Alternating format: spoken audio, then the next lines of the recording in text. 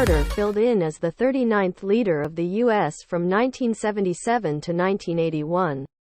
He was granted the 2002 Nobel Harmony Prize for work to track down quiet answers for worldwide contentions, to propel a majority rules system and common liberties, and to advance monetary and social turn of events. Jimmy Carter sought to make government and equipped and empathetic, and receptive to the American public and their assumptions. His accomplishments were eminent, however, in a period of rising energy costs, mounting expansion, and proceeding with strains. It was beyond the realm of possibilities for his organization to measure up to these high assumptions. Carter, who has seldom utilized his complete name James Barron Carter Jr., was conceived October 1, 1924, in Fields, Georgia. Nut cultivating, discuss governmental issues, and commitment to the Baptist confidence were pillars of his childhood. Upon graduation in 1946 from the Maritime Foundation in Annapolis, Maryland, Carter wedded Rosalind Smith. The Carters have 3 children: John William, Jack, James, Duke III, Chip, Donald Jeffrey, Jeff, and a little girl, Amy Lynn. Following 7 years' administration as a maritime official, Carter got back to Fields. In 1962 he entered state governmental issues, and after 8 years he was chosen legislative leader of Georgia. Among the new youthful Southern lead representatives, he stood out by stressing environment, productivity in government, and the evacuation of racial boundaries. Carter declared his nomination for president in December 1974 and started a 2-year crusade that step by step picked up speed. At the vote-based show, he was selected on the main polling form. He picked Congressperson Walter F. Mondale of Minnesota as his running mate. Carter battled hard against President Gerald R. Portage, bantering with him multiple times.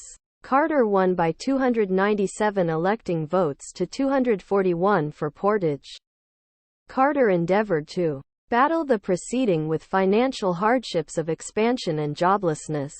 Toward the finish of his organization, he could guarantee an increment of almost 8 million positions and a lessening in the spending plan shortage, estimated in level of the gross public item. Sadly, expansion and loan costs were at close to record highs, and endeavors to diminish them caused a short downturn. Carter could highlight various accomplishments in homegrown issues.